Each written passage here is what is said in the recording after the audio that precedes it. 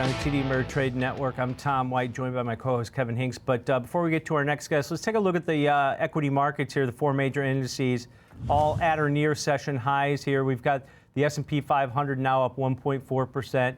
The NASDAQ 100 up 1.6%. Dow Jones Industrial Average up 1.3%. And the Russell lagging, but still up 0.6%, as the dollar's coming off of those 5.5-year highs. You can see there, seeing some strength here midday. We'll see if it lasts. It hasn't been lasting very much over the last 4 trading sessions. So take that with a grain of salt on this little reprieve rally that we're seeing.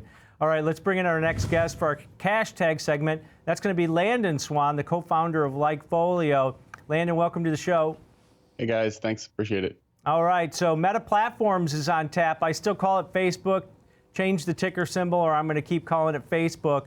But this stock's been hammered, down about 45% this year. After that last earnings, it fell 24%. It just seems like everybody's bad-mouthing this company. They're investing in the metaverse, right? They're kind of lagging. And now we're seeing digital ad spend start to curtail a little bit, and that's their bread and butter. What kind of data are you guys seeing at LikeFolio on Meta ahead of these earnings? Yeah, I'm with you, Tom. It's Facebook to me, and I always question the name change. But now when I look at the data as far as all their properties and see that Facebook is the weakest as far as direction, I kind of get it now that they wanted to change the name. Maybe they should change it to Instagram, but I get Meta. But, you know, when we look at across all their platforms, Facebook is definitely the weakest of all of them. It's got the lowest happiness. In fact, it's got the lowest happiness of just about any of the social platforms out there. And you can see, though, it's being led by WhatsApp and Instagram as far as user growth.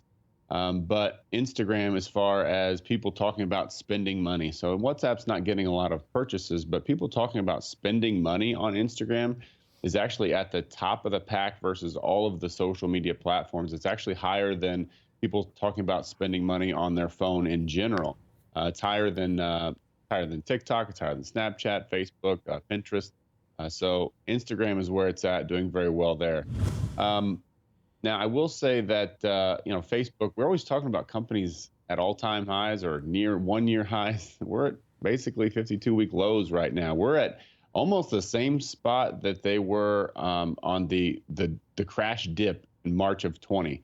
So this is a very low price point for this company. And I think a lot of it has to do with the flagship brand, Facebook, doing, you know, fairly poorly among users. And again, like I said, its happiness is very low at 55%. Pinterest, for example, is at 76%.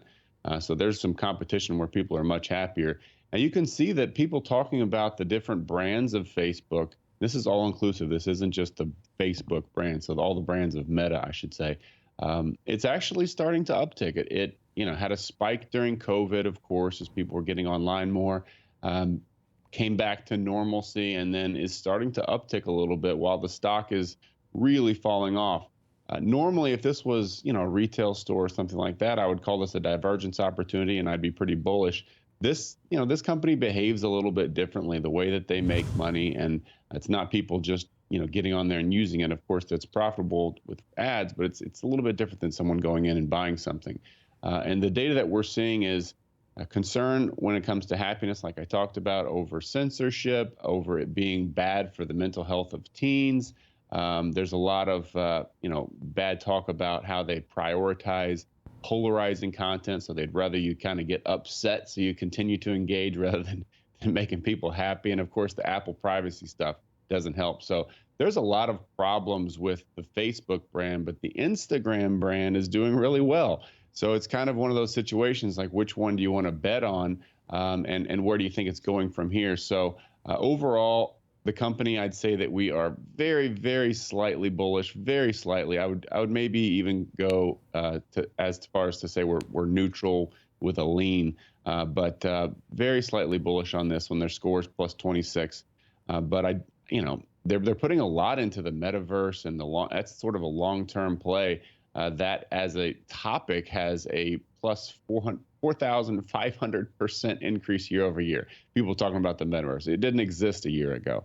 Virtual reality is plus 77%. So I think they're looking far ahead. And if you're thinking about investing in this company, it's probably a longer term investment. Right now, I think that it's not very attractive, and I'd want to see them to turn around their flagship brand, Facebook, and see some continued dominance with Instagram before I could become an investor. Landon, there used to be a form of entertainment that parents and adults were sure was harmful for children, and it was called television. And so I fully expect that over a long period of time, here's my question for you, Landon, with your data. What's the biggest weakness? Obviously, there's been a shift to Reels, Instagram Reels, and small movies over pictures, right? We know that. There's also been a slow in ad spending. That's also going to affect Facebook. There's also the iOS change at Apple is changing Facebook. But what's the biggest one? What's the one they need to overcome of those three to take this number? Remember, this is the 13 PE now. I've got on my Thinkorswim platform, it says 13 on the nose today for a PE. So it's not like this thing is overvalued. It does make money, right? It made a fair amount of money last quarter when they creamed it. But as they make this transition and change their name and do all these things, what will be the thing that changes it around? What's the one of the three things that I mentioned that they can fix the quickest, Landon? Right. So at this point, are they becoming a value stock? What's the PE ratio have to be for Meta to become a value stock? I love that. 13 is pretty low. About half of what it is right now. Right. Which, it could get there. Yeah. Unfortunately, it could. Yeah. I would say of those three, I'd say it's ads. So I have, this is unrelated. Yeah. This is sort of anecdotal, but I've got a lot of contacts in various industries who are spending money across all of mobile and all of social media, and they're telling me that their customer acquisition costs are through the roof, that ad spend is becoming less and less efficient, so they're starting to scale back on ads across all platforms, Facebook, Instagram included. So I think that they've got to figure out a way to turn those users into buyers of the products. So obviously, they want to get as many advertisers on there paying as high as price as possible. But if it's not converting, you're not going to get them to come back. And what I'm seeing, and again, this is anecdotal, maybe 8 or 10 people have told me this, is that the ad spend is getting to the point where they're cutting back because the customers are not converting despite spending very high amounts of money on ads. So the customer acquisition costs are very high. And if you start losing customers, or as Facebook, if you start losing those advertisers, you're going to have to pull down that number. And if the economy starts tightening up, then all of a sudden the earnings are going to start to slip quite a bit, and then that PE ratio is going to start going north again, even though the stock doesn't move. So, I think that's the biggest concern that they've got to figure out. Yeah, Landon, when you think about that, that's going to be one of the first things that companies do is pull back on advertising spend, especially as growth rates are starting to diminish. The consumer's starting to tighten their wallet a little bit. So it's natural that that's probably going to be the progression. And we saw that out of Google Alphabet results on the YouTube side, where their digital ad revenue is getting cut pretty severely. Still growth numbers, but stocks are forward looking, right? You guys mentioned the PE looking forward.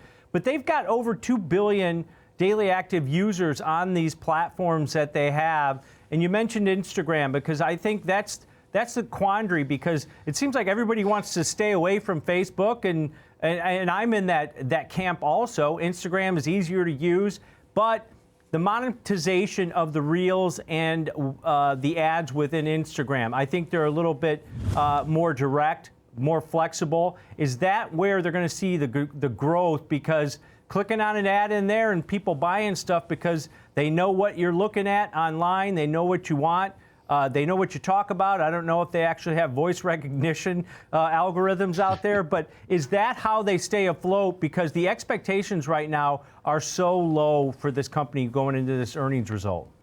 Yeah, I think that Instagram is the obvious case for the future of the company as far as revenue goes, but they've got so many users on Facebook that it's a shame if they can't monetize that properly, if they can't really take advantage. So if they, if you're thinking about investing in this company and all you see is Instagram, then it's not worth the stock price that it's at right now, even if you do price in significant growth. So they've got to get to the point where they're utilizing all of their brands and they're able to make money across everything. And I understand there's going to be some flyers here across the metaverse, things like that, some long shots, but the core ones, you really need to be able to bring in the revenue from all of those, and it can't just all rely on the shoulders of Instagram. So we right now see that Instagram is the leader as far as all of the brands that Meta owns. Clearly the one that you'd be betting on, but the way that they're going to get investors' attention is if they can come out and say, yeah, Instagram's doing really well, but also Facebook seems to be turning around. If they can tell that story, that's going to pull investors in. Until they do, I think people are going to be very skeptical. Yeah, the skepticism is out there. Implied volatility at all-time highs going into this report, so this will be definitely a big one moving forward. All right, great stuff as always, Landon. Appreciate it. Thanks, guys. All right, that's Landon Swan, the co-founder of LikeFolio.com, breaking down the data on Facebook Meta platforms. Kevin is on